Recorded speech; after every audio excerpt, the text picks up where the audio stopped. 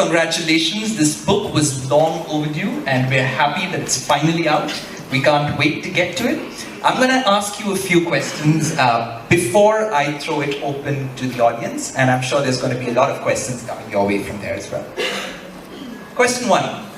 We all know the Kamasutra, and we know that your book transcends sensuality in ancient and modern times. One thing of intrigue that you told me when we chatted this Saturday was about Persian and Chinese sensuality, which was aggressive, you said, unlike Indian sensuality. What made you say that?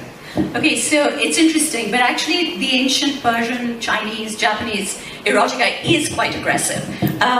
First of all, okay, so I don't know how many of you spent your misgotten youth reading erotica, but there is a very well-known book called Jinping Mei, which is a very well-known Chinese erotic book. Anyway, it's about this man who sort of sets off to have lots and lots of sex with lots and lots of women. Some is consensual, some is not. But the idea is that it's always fairly violent. You know, he drags them around by their hair, he stubs out his cigarette butts on them, and it's all supposed to be very exciting. Even when it's consensual, he does this, and it's supposed to be very, very exciting for the women. The Kamasutra says, absolutely, it does not permit any kind of violence. And it's quite amazing in as much as it kind of goes through it. You know, at every point, he says, Vatsyayan says, if you're getting very, very excited, okay, you might want to lash out in your passion. You might want to get really violent and bite her in your passion. Stop now, don't go beyond this, because this one did this and he maimed his partner. This one did this and he killed his partner. Don't go beyond. And then he actually says to the women, he says, if your lover bites you too hard, and you think it's too hard, tell him to stop. And if he doesn't stop, bite him back twice as hard till he does. And I just think that's absolutely amazing. And I think that he kind of encapsulates it with one thing, which I really found amazing again. The Chinese, the Persians, the Japanese, for them, fidelity is all, so you have your wives, you have your mistresses, and your maids belong to you, so you can have sex with your maids. The Kamasutra says, have sex with somebody who's your equal, because the moment you go to somebody who's below you, you treat them differently.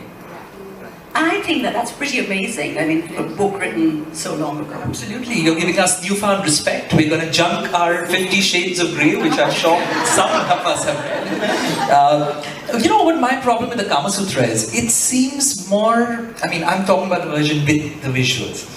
It seems more acrobatic than sensual.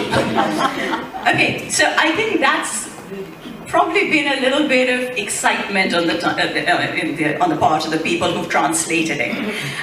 The positions were originally created. Vatsyayan says that the ideal couple is where the genitals come to match. Okay, so they're the same size. Because if the woman's too big and the man's too small, the man's too big, the woman's too small, I mean, it's not going to lead to great sex. So he says great sex. Ideally, a couple should come together, the genitals match. But I don't think it's very doable to kind of write to somebody and say, I'd like your daughter's hand in marriage, but what size is she? And so he says that the best way to deal with this is certain positions. So if the man's very small and the woman's very big, then the sideways position where the legs are together would then compress the yoni and so on. The only one position that I have to tell you, which has completely floored me, is where the man is lying flat on the bed, or wherever, flat on his back, and the woman sits on top of him, cross-legged, penetrates, and then goes round and round. I have absolutely no idea how that's done. Somebody said to me that in Thailand, the women actually attach themselves to a fan, and they go round and round, and I am completely, anyway, I have no idea. But I have to also say that at one point in the book, at one point in the book, Vatsyayan mentions someone saying, oh, but these positions are so difficult, it would be better if they were done in water. And then he goes on to say, but that's such a ridiculous suggestion because we are not allowed to have sex in water, because apparently having sex in water was punishable by 2 lifetimes in hell. Yeah, so, yeah, I don't know. Wow. I've only heard of of husbands call their wives motor mouths sometimes. I didn't know motors had other uses. Seema, when do you reckon we stopped talking about sex as openly and as a society? So I have to say that I think that this is the Christian influence, actually. Most people think that it's the Islamic invasions, but it isn't. If you think about it, in 325 AD, the Ecumenical Council of the Catholic Church sets up in the West. And they start off by saying sex is bad, the body is sinful, pleasure is bad, pleasure is bad, pleasure is bad. And this is something that actually went forward. Weirdly enough, it's the same time, 300 and something AD, when across the oceans, Vatsyayan is sitting on the river Ganges and actually writing the Kamasutra and saying sex is brilliant, let's have more pleasure. And actually working towards understanding how to have more pleasure. But I think that it was probably the onset of Christianity that actually takes it away. So we were the society that was broad-minded, that accepted sex as a far more beautiful act of human beings. Yeah, from what I could see, the ancient Indians thought it was a poetic experience. It was fabulous. It is fabulous. We are sure it is. So I'm trying to figure out how much I can ask and how much I can't. So please feel free to stop me, whoever is ready. Anybody who's feeling really shy, now's the time to hug your neighbor. Just make a little noise. Just give a little moan No. or something from the back. And I know I'm reaching my limit. Right? I want you to talk about oral sex. Yes, actually, that's an interesting one to start with. So I was saying about the Ecumenical Council. Funnily enough, 342 AD, the Ecumenical Council passed their first law banning oral and anal sex. Because the idea is sex should only be for procreation.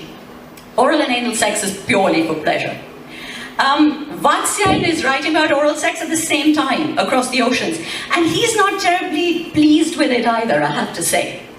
Okay, it's the longest chapter in the Kamasutra is his chapter on oral sex. But what he says is that people tend to do it wrong. Because he says that everybody, whenever people do oral sex, they always do it in the same way. And that means that the same set of nerves get stimulated each time, which means that those nerves will end up getting overstimulated and the other nerves will never get any stimulation at all and the balance will not be good. The imbalance is really unhealthy. So he says that if you're going to have oral sex, you've got to do it healthily. So he explains exactly how to have oral sex. How? Yeah, lots of one. There are 8 different types of kisses and he tells you one after the other what part you should stimulate with what. I hear a moan somewhere. Aphrodisiacs, they play an important role in sex. They get talked about a lot, less prudishly than oral sex. Tell us about the foods that fuel sex. Okay, so I'm sorry, I'm going to break a few hearts now. Okay. There is no such thing as the ideal thing that you eat and it suddenly makes you like, wow, in bed. It doesn't. Are you ready for this, ladies and gentlemen? I'm sorry, I'm going to be busting a few minutes, okay? So, the ideal aphrodisiac, so the problem with good sex was when the energy did not flow to the genitals properly. So the best aphrodisiacs were those that removed the blockages to those energies. And so the ultimately best aphrodisiac were foods that removed wind and bloating. And what happens is that this changes with age. So at the age of 20, what will remove your wind and bloating is not what will happen at 30 and so on. So basically you have to figure out what at your age will remove the bloating. Because let's face it, I mean, when you're bloated, the energy of the body can only go in one direction. It can either get rid of that. So, yeah. Listen, this is such good fun for all of us, right? And we're going to just press you for more, but I need to ask you a personal question. These subjects are tough to write about as a woman who gets judged. You told me on Saturday that it was probably easier now that it would be tougher if you were 10 years younger. And if you were single, but it's a bit easier now. How do your friends react? How does your husband react? How do your children react? Okay, so I think a lot of these are friends, and they've kind of gotten used to it. They've kind of gone from saying "pagal hai," you know, to saying, all right, maybe she's got a point over here.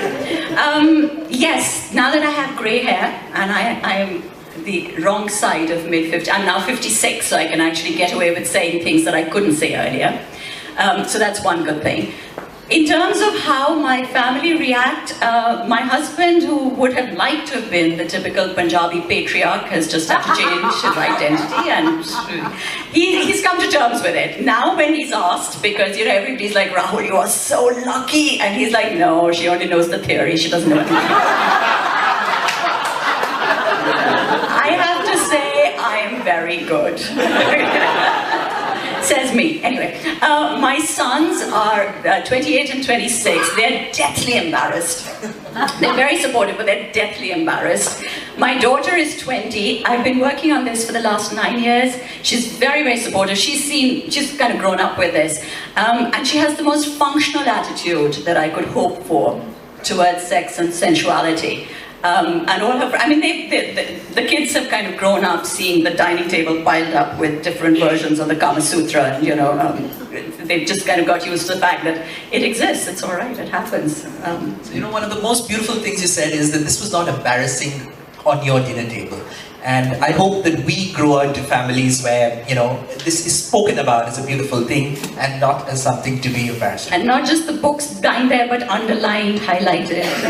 Right. Pictures tagged. Pictures tagged.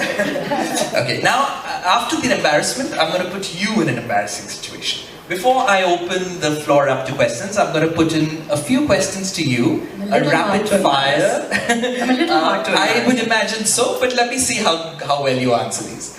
Quick questions to quick answers.